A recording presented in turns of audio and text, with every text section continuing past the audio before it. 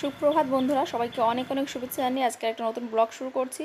আশা করছি তোমরা শেষ পর্যন্ত ব্লগটা দেখবে এবং ভালো লাগলে অবশ্যই কিন্তু লাইক বা চ্যানেলটাকে সাবস্ক্রাইব করতে ভুলো না। তো সকালবেলা মেয়েদেরকে স্কুলের টিফিনটা রেডি করে দিচ্ছি। আগের দিন ময়দাটা মাখিয়ে রেখেছিলাম, তো এখন লুচিটা ভেজে দিচ্ছি আর বানাচ্ছি একটু সুজি। তো মেয়ে 2-3 দিন ধরে পরপর সুজিটা খেতে চাইছে বলে একটু সুজি হালকা করে বানিয়ে দেবো। আর বড় মেয়ের জন্য রুটি আর ভেন্ডি ভাজিটা করে নিয়েছি আগেই। তো ছোটো মেয়ের টিফিনটা করলে হয়ে যায়। এখন বেজে গেছে হচ্ছে প্রায় 7টা মানে 45 বা ওরকম ওরকম হবে। প্রচণ্ড তাড়াহুড়ো রয়েছে, মেয়েদেরকে খাইয়ে টিফিন রেডি করে তারপরে কিন্তু আমি আমার অন্য অন্য কাজ করব। আজকে আমার কিন্তু সকালে পড়ানো নেই। তো দেখো এই যে বড় বড় করে লুচিগুলো বানিয়েছি কারণ দেরি হয়ে যাচ্ছিলো বলে। তো ওদেরকে পাঠিয়ে দিলাম। আর একটা রুটি যে রয়েছে এই রুটিটা আমি খাবো সকালবেলা, সেটা ভেবেছিলাম। কিন্তু জানো তো একদম সময় আজকে কী কাজ করতে এটা ওটা সেটা করতে করতে না আজকে কিন্তু আমি একটু চাও খেতে পারলাম না। এ কাজ সে কাজ করব করব করে তার মধ্যে কিছুটা সময় ঘরে এসে শুয়েও ছিলাম, শরীরটা ভালো লাগছিল না। তো এইসব করতে গিয়ে কিন্তু আজকে আমার চা খাওয়া হয়নি। আর তোমার দাদা তো রান্না করে দিতে হবে, তো কচুর লতিটা ওটাও বেছে রেখেছি, ওটা রান্না করব। তো এই করে এখন কিন্তু মানে কি বলবো, সকালবেলায় আমার এই যে মেয়েদের স্কুল চালু হলো না, এখন সারাদিন শুধু রান্না করতে করতে কেটে যাচ্ছে। অল্প অল্প করে রান্না করছি, তো ভাবছি যে এরপর থেকে আমি একবারে রান্না করব, ভাতটা একবারে বেশি বসিয়ে রাখবো, কারণ এভাবে না আমি আর পেরে উঠছি না, আমার খুব কষ্ট হয়ে যাচ্ছে। তো তোমার দাদা বলে যে তুমি একবারে ভাতটা করে নেবে, তা আমি ভাবি যে মেয়েরা দেরি করে স্কুল থেকে আসে, আবার ওদেরকে ঠান্ডা ভাত খাবো। তা ভাবছি না, কিছু করার নেই, শরীরটা কদিন ধরে প্রচণ্ড চাপ হয়ে যাচ্ছে বলে, তো ভাবলাম একবারেই ভাতটা চড়িয়ে নেব।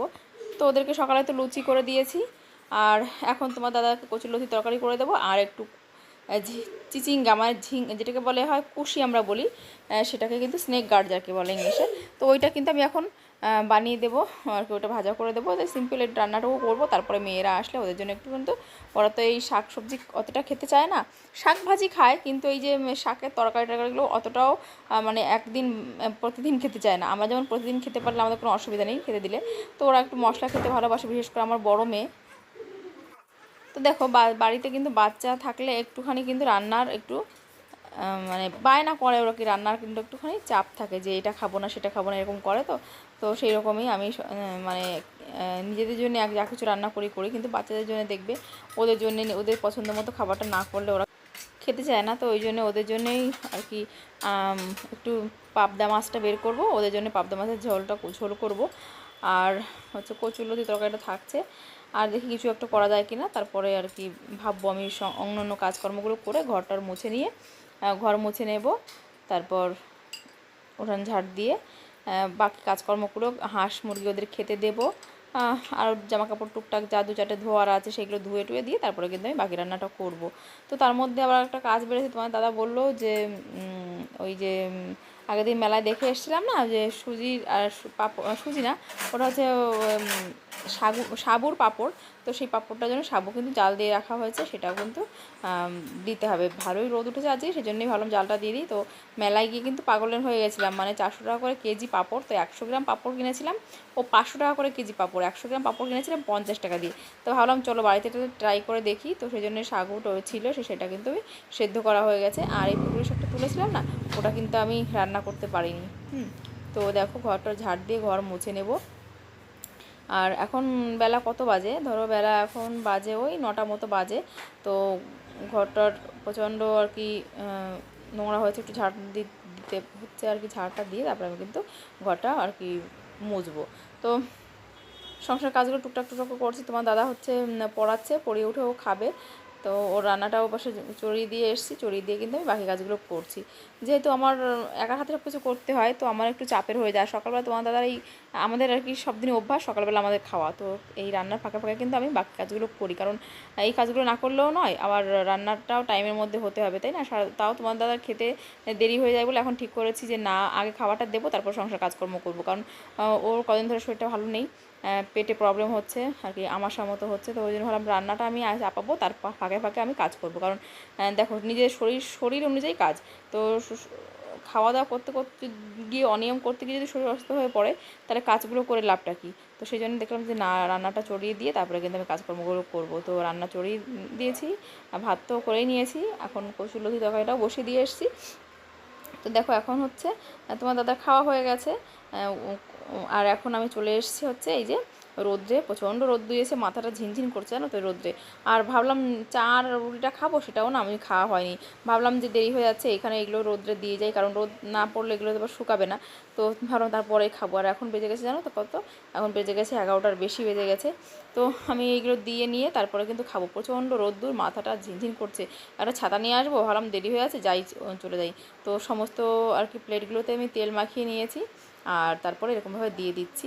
জানি না কেমন হবে, ফোনে দেখলাম যে না বেশ সবাই তো খুব সহজেই দিয়ে দিয়েছে। তো আমি সেই ফোনটা দেখেই কিন্তু আমি এটা তৈরি করছি। তো ভেতরে একটু ছিল, ইচ্ছা ছিল মশলাপাতি দেওয়ার, কিন্তু ওই যে পিরিয়ডসের জন্য না পেটে প্রচণ্ড যন্ত্রণা করছে, আমার আর ইচ্ছা করছে না। ভাবলাম যে যেমন পারি তাড়াতাড়ি দিয়ে দিই।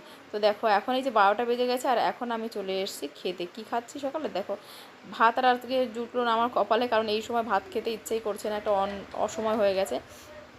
এখন ভাত খেলে না শরীরটা প্রচণ্ড কষ্ট হবে, রান্নাবান্না মেয়েদের জন্য করতেই ইচ্ছে করবে না। তো আমি এই জন্য ভাবলাম যে চলো আমি চা আর রুটিটাই খেয়ে নিই। তো সঙ্গে একটু কলাও নিয়ে নিয়েছি, আর একটু ভাজি নিয়ে নিয়েছি, পুষি ভাজিটা নিয়ে নিয়েছি।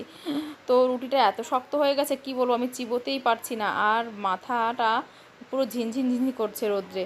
মানে একা থেকে খাওয়া হয়নি সকালে, খাওয়ার টাইম পাইনি, সেই জন্যে কষ্ট হচ্ছে। আর তারপরে হচ্ছে শুকনো রুটিটা একদম চিবোতে পারছি না, যেন কী কষ্ট হচ্ছে চিবোতে। তো আমি এই জন্য একটু চায়ের মধ্যে ভিজিয়ে তারপরে কিন্তু একটু নরম করে তো রুটিটা খাচ্ছি।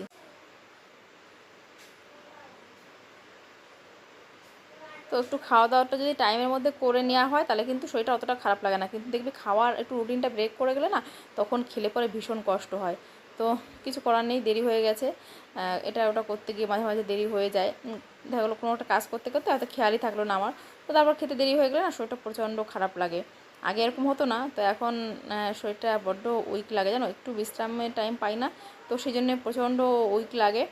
তা দেখলাম না আমি এখন বসে থাকলে তো আমার হবে না, মেয়ে বড় ছোটো মেয়ে চলে আসবে রান্না করতে, আমাকে আর কি রান্না বসিয়ে দিতে হবে।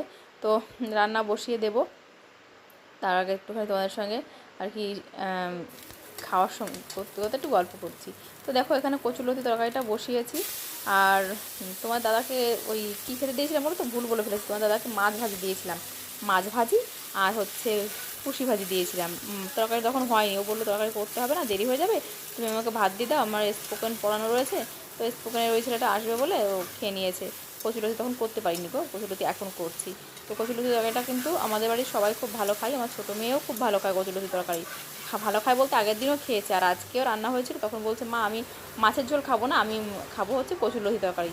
বলছি ডাঁটার তরকারি খাবো, ওটাকে ওর ডাঁটার তরকারি ভেবেছে। তাই আমি বললাম যে এটা ডাঁটার তরকারি না বাবা, এটা কচুলতি তরকারি। বলছে না এটা দিয়েই খাবো।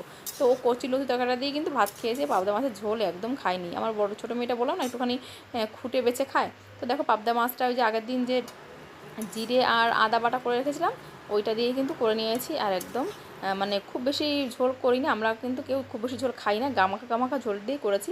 তবে খেতে ভালো হয়েছে, এত দুটো তরকারি কিন্তু ভালো হয়েছে। যেদিন ভালো হয় সেদিন ভালো বলি, যেদিন ভালো হয় না সেদিন তো তোমাদের বলি যে আমি রান্না করতে পারি না। তবে আজকে রান্না সবাই বলেছে না মোটামুটি হয়েছে।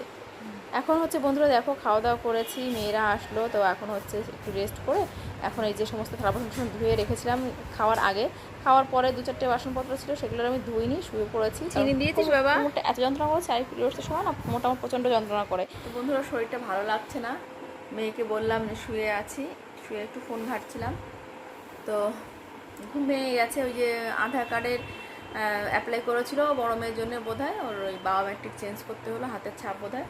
তো ওই লোকটা আসলো, মেয়ে ডেকেছে, মা দেখো কে এসছে, আমার না ঘুমটা ভেঙে গেছে। তোমার দাদা বাজারে গেছে, বললো ঘুমাও, রাত্রে রান্নাবান্না তো কিছু নেই, একটু সেদ্ধ ভাত যদি করি। দুপুরে রান্নাবান্না হলো, খাওয়া দাওয়া করেছি, একটু খাওয়া বেশি হয়ে গেছে, তো ওই জন্য রাত্রে একটু সিদ্ধ ভাত করার ইচ্ছা আছে। আর মেয়েদের কালকে ছুটি আছে, যেহেতু শনিবার রবিবার দুদিন ছুটি। তো ছোটো মেয়ে এই যে পাশে ঘুমাচ্ছে আমার, উঠেছে ঘুম থেকে, চাটা খাবো, খেয়ে আলমারিটা একটু গোছাতে হবে, জামা কাপড়গুলো সব বের করেছি টেনে টুনে, দেখো কী অবস্থা, সব জামা কাপড় বের করেছে, ওইগুলো সব গোছাবো এখন। আর হচ্ছে মেয়েদেরকে একটু পড়াতে বসবো, ঘুম ঘুম পাচ্ছে, তো এই যে মেয়েকে বলবো একটু চা এনে দে, তো চা দিল একটু এনে, চুলটা বাঁধবো, চাটা খাবো। তো শরীরটা ভালো লাগছে না, মেয়েকে বললাম একটু চা বানিয়ে দিতে, ও এই নিয়ে এলো চা বানিয়ে। আজকে চিনিটা এত বেশি দিয়েছে যে আমি চা খেতেই পারছি না। তো ছোটো মেয়ে ঘুম থেকে উঠলো, আমি বললাম তুই চাটা খা বাবা, আমি খেতে পারছি না, প্রচণ্ড মিষ্টি হয়ে গেছে চাটা। খেতে পারছি না, এত মিষ্টি। একদিন বেশি চিনি দিতে পারে না, চিকেন ও আগের দিন চিনি দিতে ভুলে গেছো, তাই আজকে দিয়ে দিয়েছো ডাবল ডাবল। এখন কি করে খাবো আমি এটা? হুম, পুরো মিষ্টি হয়ে গেছে। ইস, তুমি খাবে? হুম, প্রচণ্ড চিনি দিয়েছো।